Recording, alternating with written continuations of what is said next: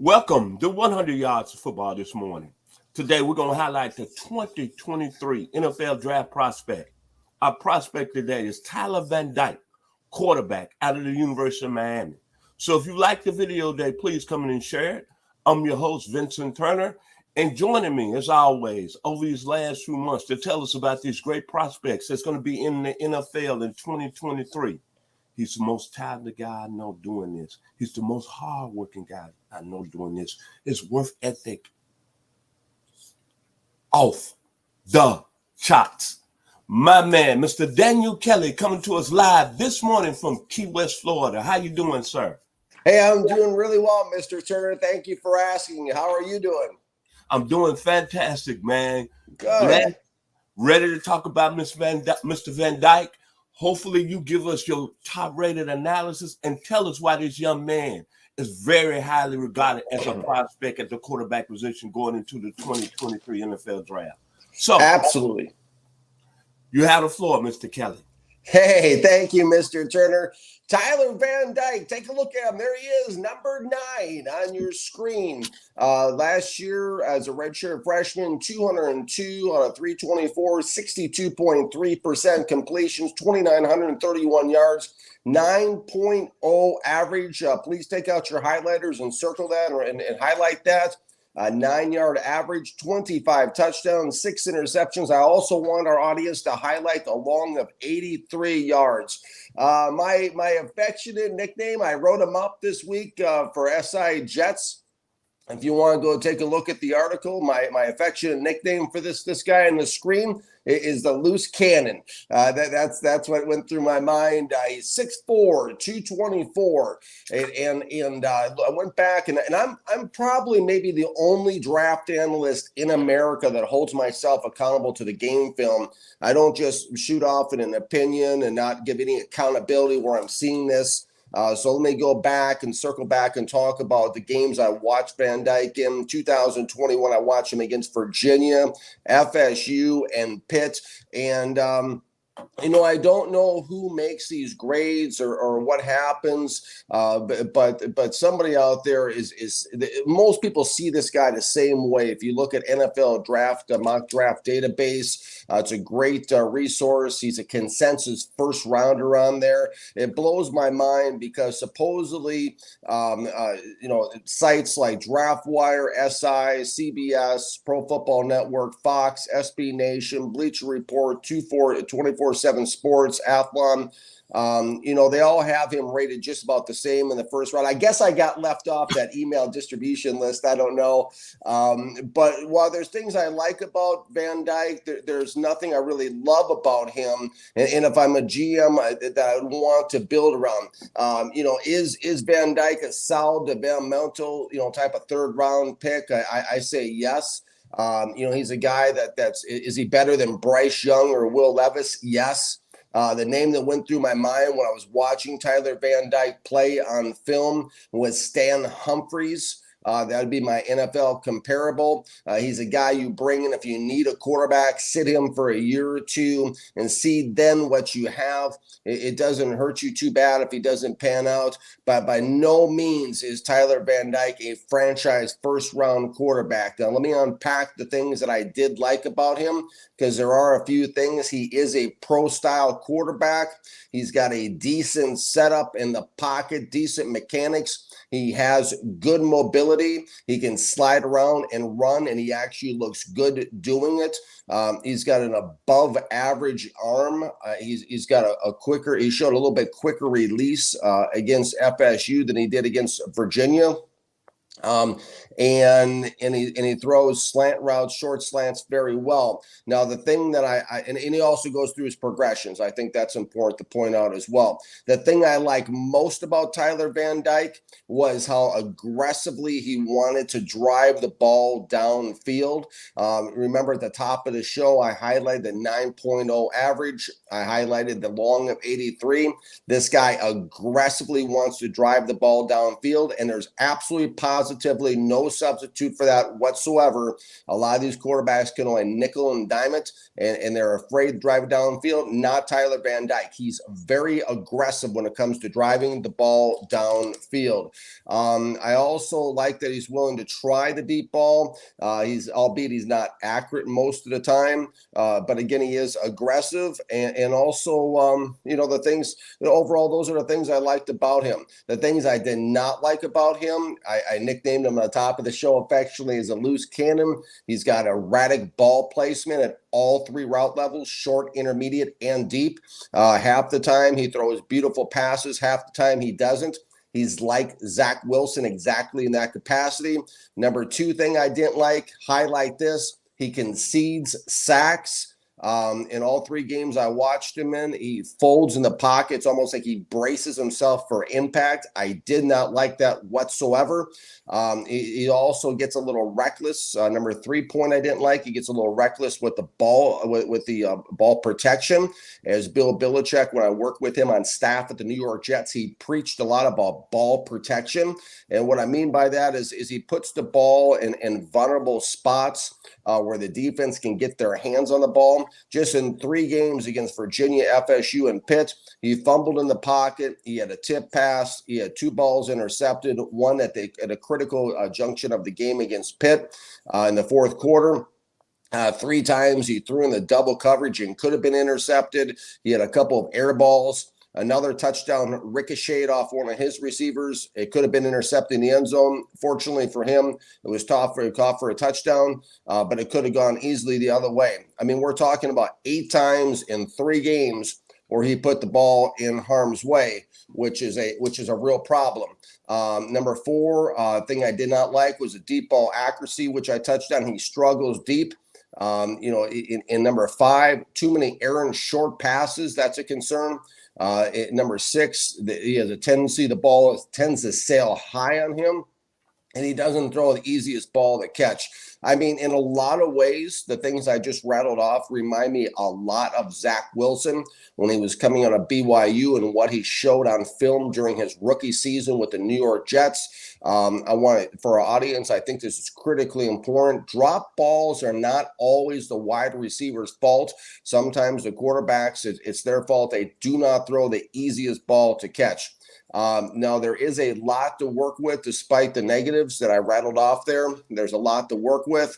I think that, outside of, the fact that, taking the sacks is a big one. I don't like the erratic ball placement, as I touched on. It doesn't take good enough care of the ball. This guy will relish those 3 things. Will relish him to a backup spot who can come in and provide a spark if needed. I think you make a decent backup quarterback in the NFL at this point. I'm sticking with a 3rd round grade on him because of all his deficiencies. But it is conceivable that he could sneak into the 2nd round, but he has to clean up those deficiencies during the 2022 college football season. What are your thoughts, Mr. Turner?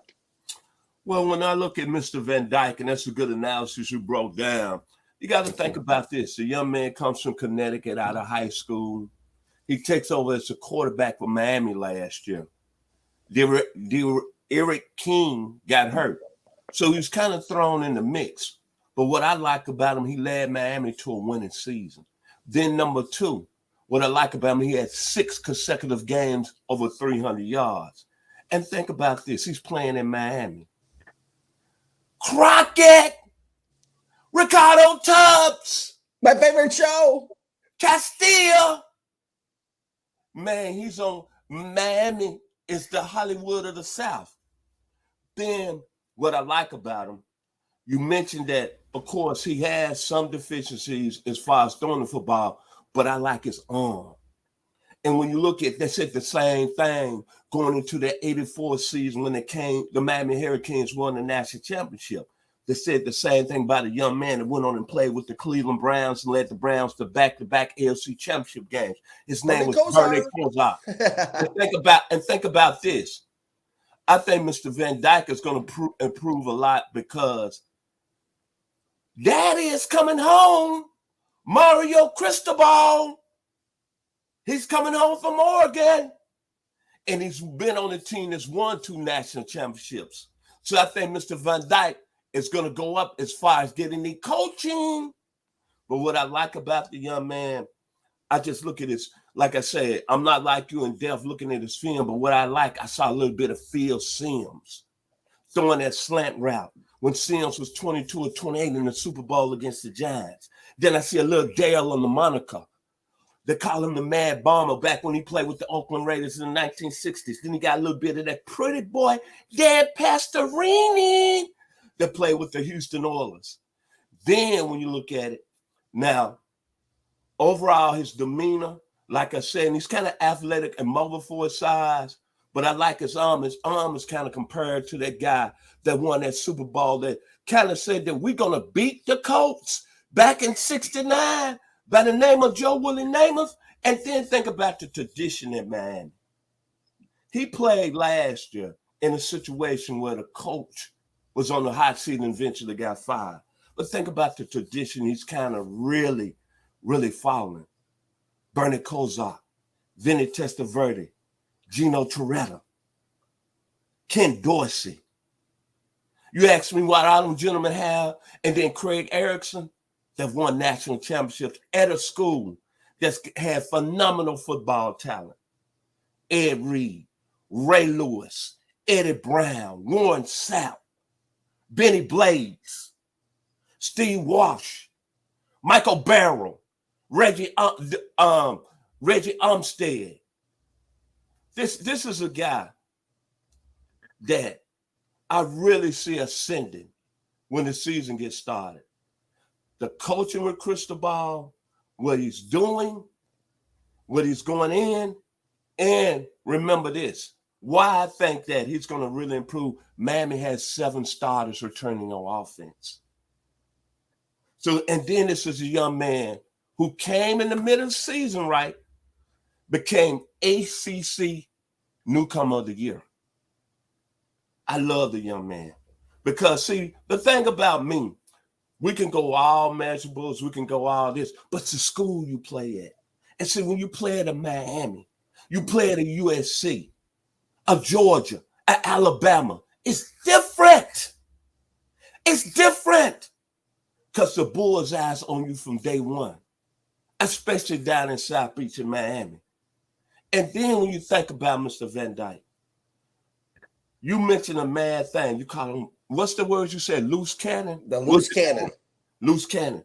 But see, when I was growing up, February the 24th, 1984, the USFL was in. The Houston Gamblers were playing the LA Express. Now, the LA Express had Steve Young under the center. Granted, the USFL didn't last for 2 years. But the Houston Gamblers, they had another guy that played at the University of Miami, went on and went to 4 Super Bowls with the Buffalo Bills, and they was calling him a loose cannon. His receivers on that day were Ricky Sanders, Clarence Verdun, Gerald McNeil, Todd Fowler. All of them played in the National Football League. And by the way, he was out of Western Pennsylvania. His name was Jim Kelly. And that day he threw for 574 yards and 5 touchdowns. This young man, Tyler Van Dyke, he's got a coach now, Mario Cristobal. Things are going to be different. South Beach. Mr. Kelly.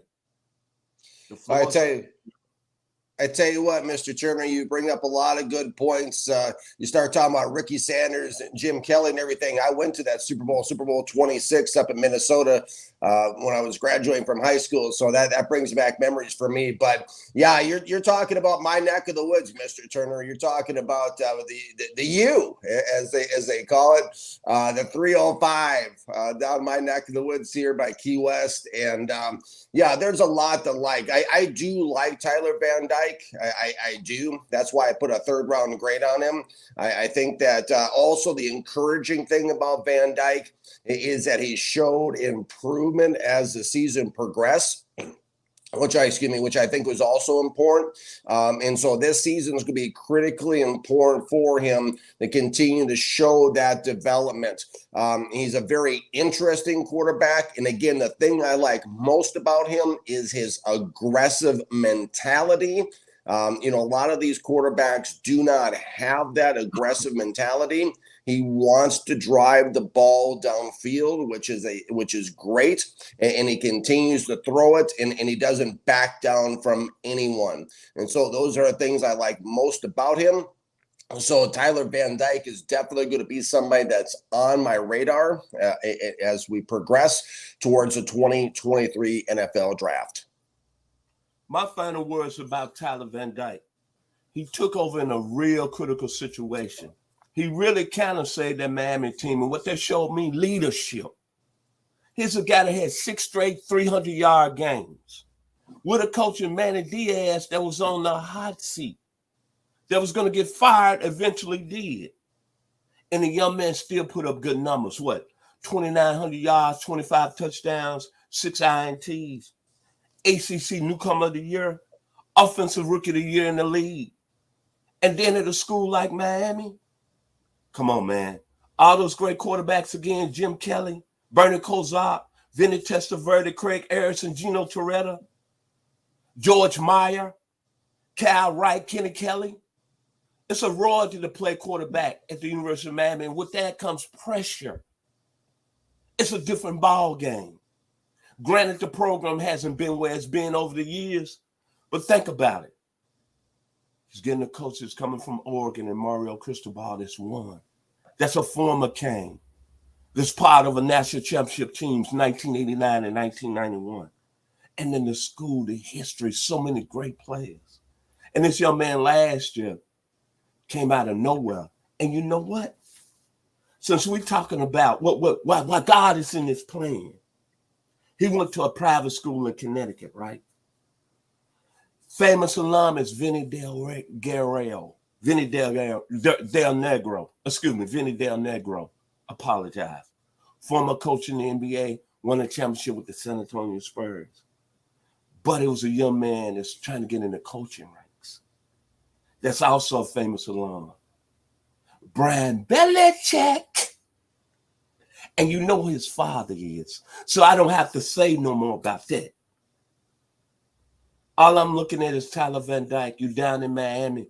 I love the young man's game. So that being said, there's only one thing when I think about Mr. Van Dyke and the Miami Hurricanes. I'm coming down like a monkey, but it's all right. Like a load on your back that you can't see. Tonight, it's going to be all right. Phil Collins, baby. Miami Vice. Tyler Van Dyke. Quarterback of the U. If you like the video today, please come in and share it. We surely appreciate here at 100 Yards Football. Special love, special thanks to my special guest. Coming to us always, putting in the hard work out of Key West, Florida. My man, the very talented. I know him as DK, Mr. Daniel Kelly. And to our producer, who's done a phenomenal job over the last few months, who makes this broadcast so professional. A+ out of a little small town where I live at Douglasville, Georgia, by way of Alexander High School, West Georgia's finest, and the youngest member of 100 Yards Football, Mr. Logan Landers. Thank you this morning. So if you like the video, one more time, please come in and share it. We surely appreciate it at 100 Yards of Football. Thank you and God bless. God bless you.